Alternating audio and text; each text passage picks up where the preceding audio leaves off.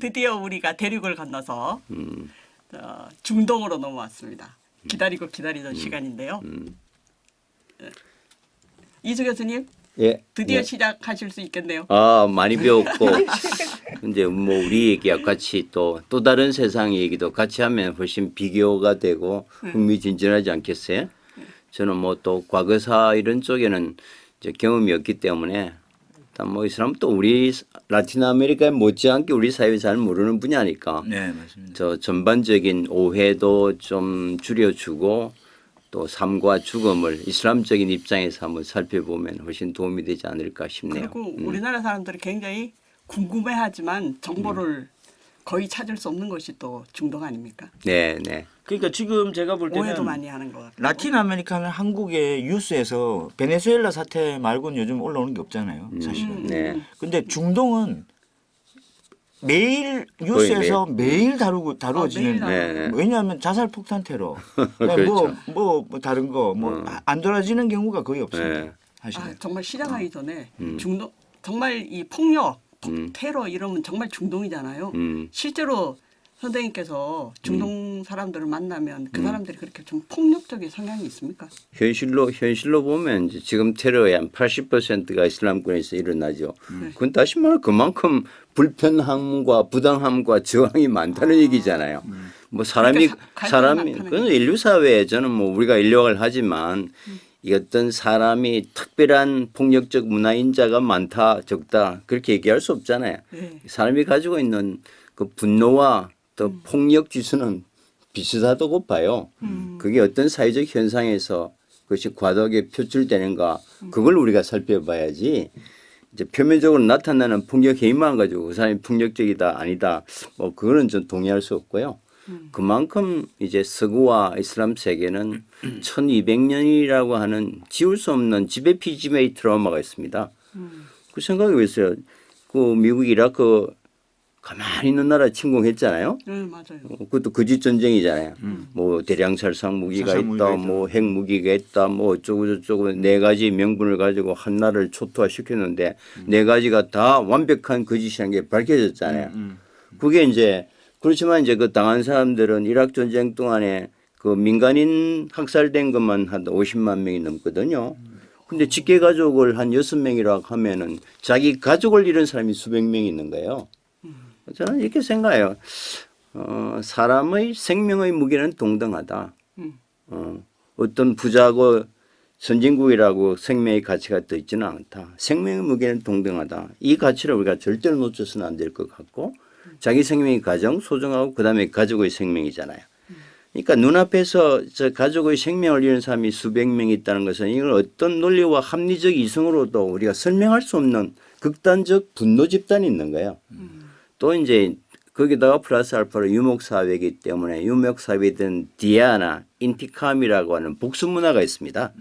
가족 문화의 한 사람이라도 부당하게 희생되면 어떤 일이 있어도 그걸 복수함으로써 명예를 되찾아야 되는 것이 오랜 유목 전통이기 때문에 어쩌고 하면 내가 약자로서 참고 건너갈 수 있는 문화권과 그런 전통이 어떤 명예를 회복하고자 이제 돌출하는 그 차이가 있죠.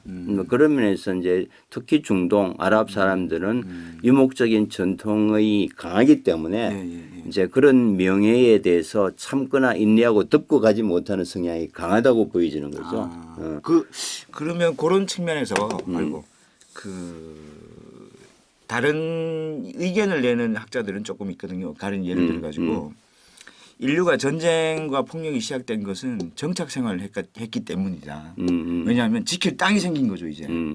근데 만약에 떠돌이 생활을 했으면 누가 쳐들어오면 그냥 슬쩍 피해버리면 된다. 근데 땅을 지키기 위해 땅을 이제 정착 생활을 하게 되면 이 땅에서 물러나면 곧 죽음이니까 그때부터는 부딪힐 수밖에 없다. 그 팀이.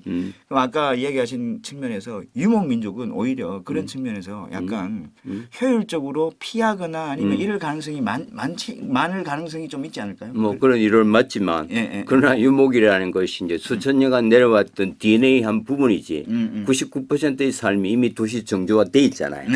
지금은 정주 삶이라는 지금 거죠. 정주 그렇죠. 지금 정주죠. 그렇죠. 그러나 이제 오랫동안 내려왔던 유목적인 전통이 정조화됐지만 오늘의 삶 속에서 그게 이제 표출되는 거죠. 그게 이제 문화적 DNA라는 게 뭐 10년, 20년에 바꿔지는 건 아니잖아요. 거기다가 뭐 또 시리아 내전으로 세상에 한 2천만 주민 중에서 1,300만 명이 난민이 되고 그렇죠. 또 수십만이 죽어나가는 그것도 자국민하고 아무 상관없는 이제 그 독재 아사드 정권을 러시아와 이란이 지원하고 그걸 하는 반군을 미국이나 EU 특히 사우디가 지원하는 대리전에 의해서 이 사람에게 죽고 저 사람에게 죽고 나가는 그러니까 그다음에 이제 예멘 지금 또 난민 예멘도 내전 상태죠. 네. 리비아 내전 상태죠. 야, 그것도 참. 그러니까 이제 이런 매일매일 죽어나가고 있는 이 일상에서 거기서 얌전하게 있는다는 게 이상하지 않아요? 그러니까 거기서 이제 테러가 많이 일어날 수밖에 없는 거죠.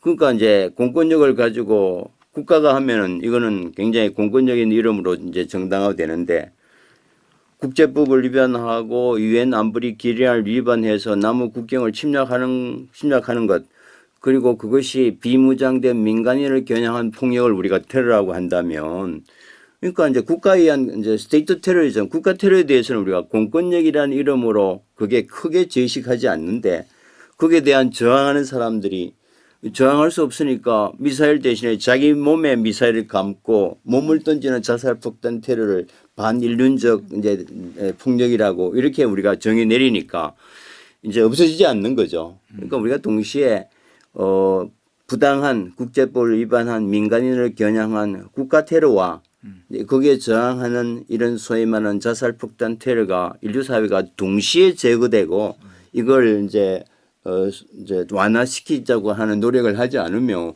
한쪽은 폭력이 계속되는데 그 폭력에 대한 반응만 가지고 우리가 이제 문제가 생기고 그게 뉴스가 되고 그게 비난받는다면 그래서 정확하게 테러는 9.11 테러 이후에 지금 18년이 지났지만 그 세계 테러 조직의 모든 자료에 의하면 테러는 9.11 이전보다 테러는 인류 사회가 10배 이상 늘어난 거죠. 늘어난 거. 예. 그럼요. 이후에 테러는 인류 사회에서 테러 빈도나 거기에 대한 피해자 수나 거기에 투입되는 어떤 이제 물적 정신적 손실이라는 것이 그러니까 결국 우리가 이제 조금 다른 방식과 패러다임으로 이 문제를 바라볼 수밖에 없는 거죠. 그래서 이제 이슬람권에 대한 우리가 테러가 지금 팟캐스트를 하는 이유이기도 하죠. 예. 그래서 우리가 이제 다른 사례하고도 비교하면서 이제 결국 이 인류가 안전하게 가는 고민들을 어떤 비판이나 저놈들은 왜 저럴까 하는 측면에서 진지하게 이제 새로운 삶의 방식, 이제 어떤 패러다임을 고민하는 어떤 계기가 되지 않으면 줄어들기 어렵겠죠. 저 맨 위에 보이는 사진이 지금 우리나라 꼭 벚꽃 핀 것 같은데. 그렇죠. 벚꽃이 아름답잖아요. 아, 우리나라입니까? 네, 이슬람은 이슬람 쪽인 줄 알았네. 삶과 죽음 이후에 지향하는 것이 그렇게 크게 다르지 않습니다. 왜냐하면 이제 보통 일신교는 이 현세라는 것은 그 질곡의 계곡이고 인내하고 참고 고통 속에서 이제 영원한 천국과 내세를 꿈꾸는 게 많잖아요. 물론 내세 지향적이기는 하지만 이슬람은 이 현세도 알라께서 주어진 고귀한 시간이기 때문에 현세도 즐기는 겁니다. 그러니까 저 봄꽃이 아름다운 것은 현세인들을 위한 아름다운 공간이기도 하지만 사람이 죽어서 천국도 저런 모습일 거라고. 그러니까 이슬람은 삶과 죽음이 이제 추구하는 목표와 같은 거죠. 멋있잖아요. 저런 꽃밭 보면. 이슬람에서 보는 죽음의 세계는 저럴 것이다. 라고. 천국도 아마 가보지는 않았지만 저렇게 멋있을 것 같고요. 멋있어야 되겠죠. 예. 요 왼쪽 사진 좀 설명하시고 넘어가는 게 어떨까요? 앞에 거. 네. 저거는 보니까 이건 기도. 장례식 아닙니까? 그렇죠. 이게 이제 장례식이에요. 여기 이제 사람이 죽었을 때 이제 장례식이고 죽음의 문제고 관을 들고 가고 있는 거군요. 네. 관에 이제 그렇습니다. 무슨 국기 같은 거 씌우고 양탄자를 씌운 것 같아요. 뭐 양탄자 씌울 수 있고 이 사람들은 이제 시신을 몸에 싸서 그냥 땅에 묻습니다. 이제 관은 옮기는 도구에 불과하고 그 사람이 이제 죽으면 자기 집에서 모스크에 가서 장례 예비를 치르고 이제 장지에 묘지에 묻힐 때까지 그 사람을 알던 모든 사람들이 관을 한 번씩 다 맵니다. 이렇게 그럼요. 하는 게 계속 사람들이 교체하면서 어깨를 툭 치면 이 사람 비켜줍니다. 그럼 자기가 이렇게 얻고 그래서 저렇게 혼자 그러니까 가구나. 집에서 이제 묘지까지 갈 때 저 사람 알았던 우리가 뭐 이제 조문하러 가면 그냥 돈 봉투 내고 절 하나 하고 이제 끝나지만 이제 시신을 직접 하면서 마지막 하나하나가 작별인 사람 하는 거죠. 이제 그랬을 때 의미가 있고 이제 천국에 가서도 또 만날 약속을 하는 거니까 이게 이제 삶과 죽음이라는 게 굉장히 연결되어 있는 그런 측면이고 그 상상이 이제 그 죽음 이후의 삶을 일상에서 끼고 있으니까 이 사람이 이제 매일 5번씩 예배를 보잖아요. 실제로 그렇게 합니까? 실제로 하죠. 실제로 이제 이제 계율이 그렇게 돼 있으니까 5번 예배를 하는데 5번. 보통 우리가 기도 어려울 것 같은데. 우리가 세속적인 삶을 살면은 뭐 신을 잊어버리잖아요. 아니, 뭐 이렇게 잘 살고 잘 먹는데 뭐 신이 왜 필요해요? 그래서 온갖 나쁜 짓 다 하고 부정 다 하고 또 이제 한번 이제 또 이 교당이나 종교단체 가서 맨날 용서하잖아요. 잘못했다고. 기도가 주가 회개라고 잘못을 용서해 주세요. 거기다가 그것도 부족해가지고 뭐 아들 좀 대학 입시에 붙게 해달라, 남편 건강하게 해달라, 뭐 승진해달라. 웬 요구 조건은 그렇게 많아요. 그러니까 온갖 나쁜 짓 다 하고 또 거기다 플러스 알파로 요구하는 건 이거는 기도가 아니라는 거죠. 이 사람들은 그럼 하루에 매일 5번씩 5번 하니까 죄를 짓지 않게 해주소서. 그러니까 24시간 신을 끼고 있는 거죠. 새벽에 해 뜨기 전에 1시간 반쯤 일어나서 오늘 하루 당신과 함께 당신의 길에서 나를 지켜주셔서 예배하고 또 두 번째 예배가 한 낮에 12시, 1시 사이 되거든요. 딱 중간에 잠깐 자기를 되돌아보고 혹시 악과 결탁하고 있는지 아닌지 신의 길에서 벗어나 있지 않는지 자기 점검을 하고 그다음에 3시, 4시쯤 또 오후 예배하고 뭐 네 번째가 일몰입니다. 해가 딱 질 때 오늘 무사히 하루를 끝냈으니까 감사하고 잠자기 전에 취침 예배해서 또 건강한 숙명을 주셔서 내일 다시 출발하게 해달라. 아니 그 나쁜 짓 할 틈이 없잖아요. 그래서 이제 이 무슬림의 삶이 굉장히 나쁘죠. 근면할 것 같아요. 왜냐하면 중간중간에 만약 술 마시고 있다가 저 기도 시간 빼먹고 술을 안 먹잖아요. 참 술 안 마시지 사람들. 아니면 딴 거하고 뭐 드라마를 열심히 보고 있다, 축구를 열심히 보고 있다 까먹고 그러지 않을 거 아닙니까? 근데 하루 10분 정도 예배 한 번 하는데 10분 정도 걸리고 하루 5번 하면 50분이잖아요.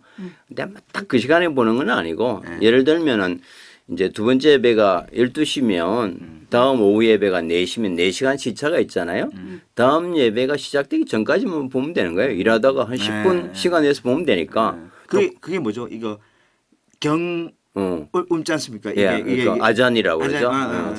이제 그걸 하면은 이제 다만 금요일 낮 예배만 딱 시간을 정해서 모여서 예배를 보여 주일이니까. 나머지는 다 나머지는 개인 예배니까 뭐 묶어서 같이 보기도 하고. 근데 이제 우리하고 똑같습니다. 우리도 교회나 절에 젊은 사람들 잘 안 가잖아요. 그러니까 나이가 들수록 죽음에 가까이 오면 올수록 또 소위 말하는 신앙의 빈도가 높아지잖아요. 이건 똑같습니다. 그래도 젊은 사람 예배 잘 안 보고요. 나이 많은 사람일수록 예배를 많이 보고 또 카이로나 이스탄불이나 이런 뭐 북적북적한 익명성이 보장되는 대도시에서는 예배 별로 안 봅니다. 그러니까 동네에서 누가 예배 부는지 안 부는지 다 알잖아요. 예배 부는 횟수가 높고.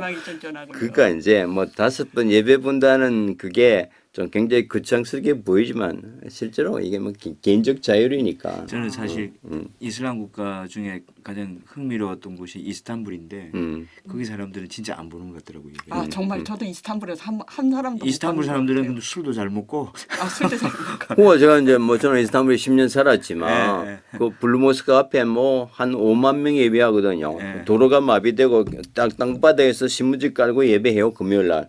근데 그 옆에 카페들은 다 그냥 맥주 마시고 있어요. 관광객이 아니에요. 관광객이 아니에요. 그런데 예배 보는 사람이 이 성스러운 주일날 이 술 마시고 있다고 손가락질 하는 놈도 없고 술 마시는 사람이 아이고 답답하게 뭘 땅바닥에 이렇게 절하나 이렇게 이게 이제 경멸하는 사람도 없고 자유로운 거예요 생각보다. 서로가 이제 존중을 하는 거예요.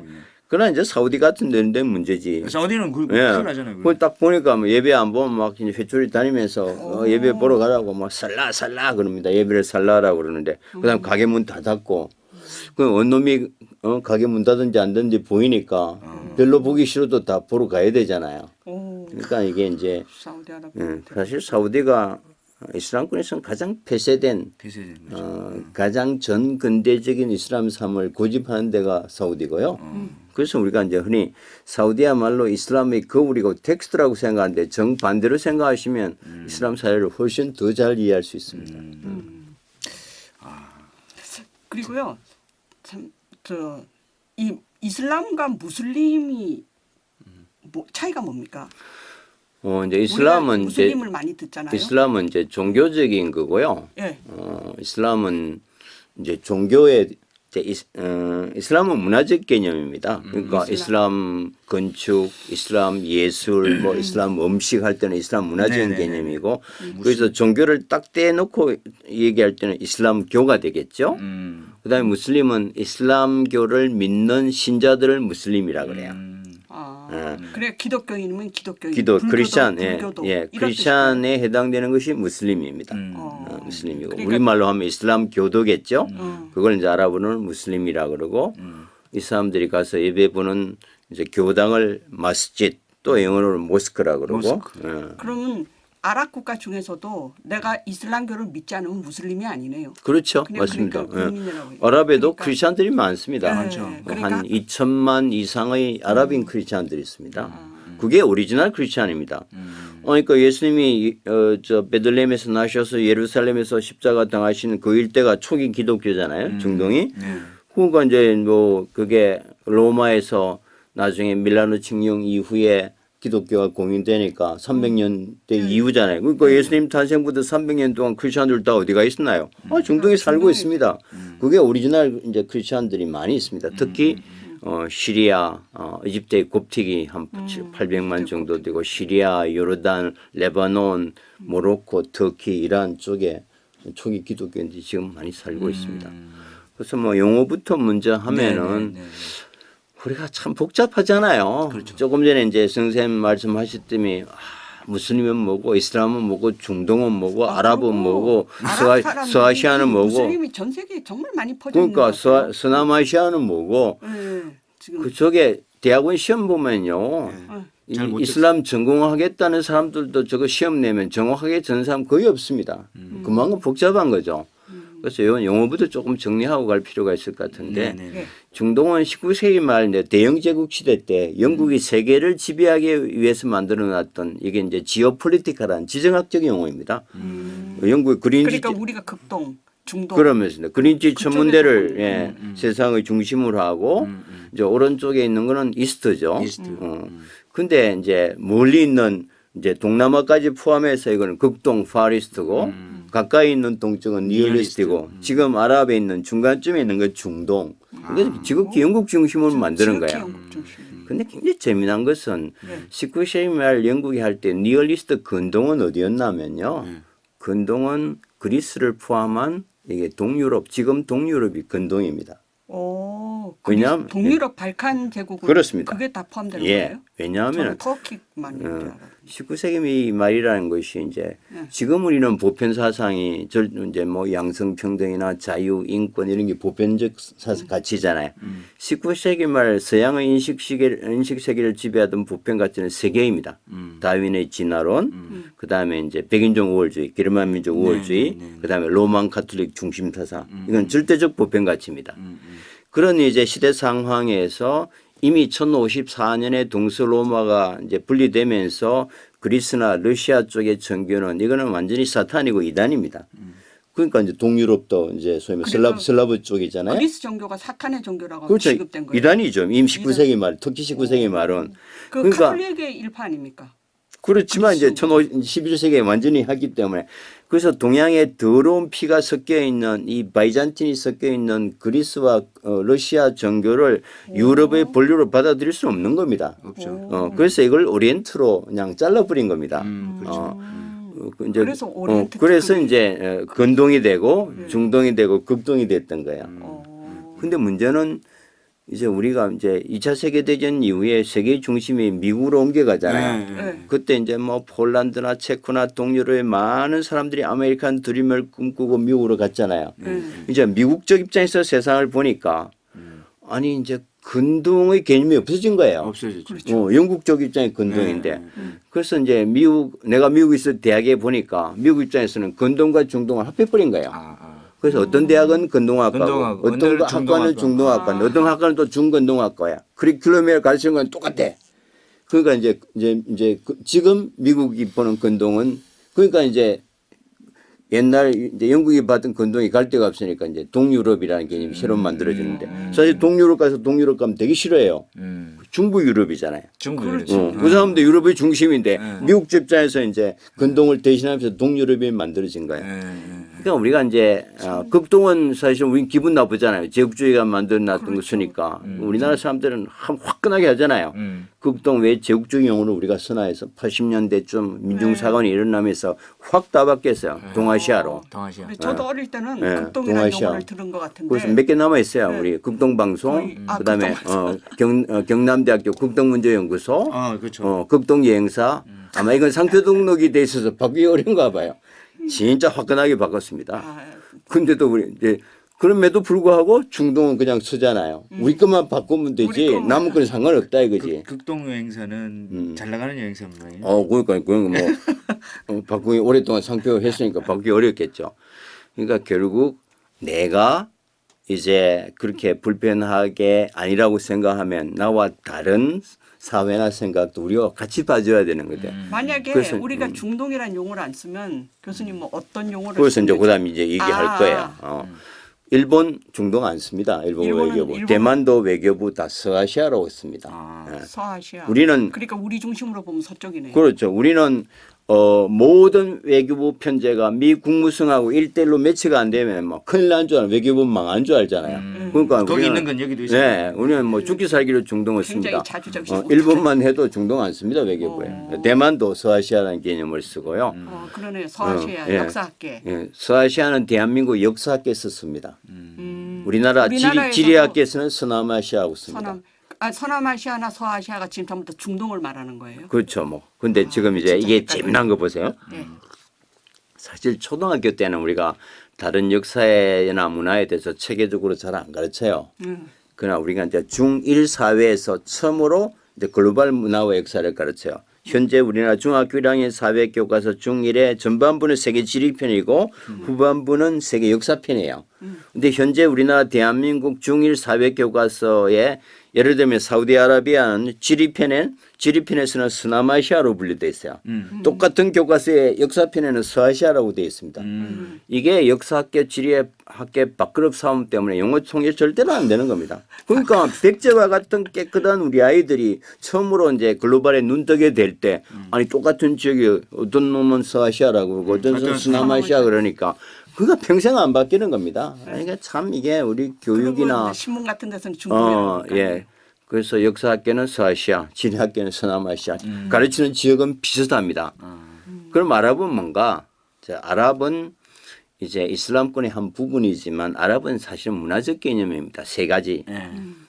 아랍어를 모국어로 사용하고 아랍어. 두 번째는 이슬람교를 주된 종교로 믿고 왜냐하면 크리스천도 있기 때문에. 세 번째는 제일 중요하게 자기 스스로 에스닉 아이덴티티, 종족적 정체성을 아랍이라고 얘기하는 사람들의 집단이 아랍입니다. 따라서 아랍은 우리가 얼핏 생각하면 사우디나 쿠웨이트 같은 그 셈족 계통만 생각하는데 백인 아랍도 있고요. 흑인 아랍도 있고 이제 순수한 셈족 아랍도 있습니다. 그러니까 이제 사우디 반도는 다 세미틱 아랍이고 그럼 백인은 이제 그 베르베르족도 혹시 들어보셨죠? 예, 베르베르족. 베르베르족들은 체제 인류학적으로 코카서스계 백인으로 분류합니다. 백인입니다. 근데도 굉장히 지금 아랍화돼 있잖아요. 그다음에 이제 여러분 러시아 내에도 아랍이 많죠. 예, 소말리아, 지부티, 수단은 완전 블랙입니다. 블랙이지. 그것도 이제 아랍어를 모국으로 쓰고 아랍 리그에 들어가 있기 때문에 자기 스스로도 아랍인이라고 얘기하거든요. 블랙 아랍이잖아요. 그래서 얼핏 생각하면 아랍이 굉장히 종족적 개념 같은데 그러면 잘 해결이 안 돼요. 그래서 철저한 문화적 개념이다. 그래서 22개 나라가 아랍이다. 뭐 이렇게 생각하시면 이슬람은 이제 이슬람은 문화 공동체고 여기서 종교로 얘기할 때는 이슬람교가 되고 네네. 서아시아는 역사학계, 서남아시아는 지리적 개념, 이제 아랍은 아랍어와 이슬람교와 이제 아이덴티티를 아랍이라고 하는 개념이다. 개념이다. 중동과 근동은 이제 영국식 분류고 근동은 미국식 개념이다. 진짜 이게 요한 답안 페이지는 제대로 정말- 쓰겠어요? 예. 못 씁니다. 예. 그만큼 우리가 이제 중동이나 이슬람 세계를 바라보는 관점이 너무 중구난방돼 있어 갖고 예. 그러니까 그 진실을 찾기가 결코 쉽지 않다. 예. 그런 얘기 좀 먼저 해야 될 것 같고요. 예. 세계에서 제일 큰 이제 통계조사 기관이 이제 퓨 리서치 센터인데 2018년 통계를 아직 안 나왔습니다. 2017년 통계를 보니까 이슬람권 인구가 17억 5,100만 정도. 약간 통계 오류가 있다고 보더라도 객관적으로 한 17억 정도 되는 것 같습니다. 네. 이슬람권은 지금 18억이라고 얘기하는데 이슬람 국가로 유엔에 가입하고 있는 나라가 정형국 기준으로 57개국입니다. 아. 그러니까 현재 유엔 회원국이 193개국이거든요. 예. 예. 지금 녹색으로 보이는 데가 전부 다 이슬람. 이슬람권이죠. 예.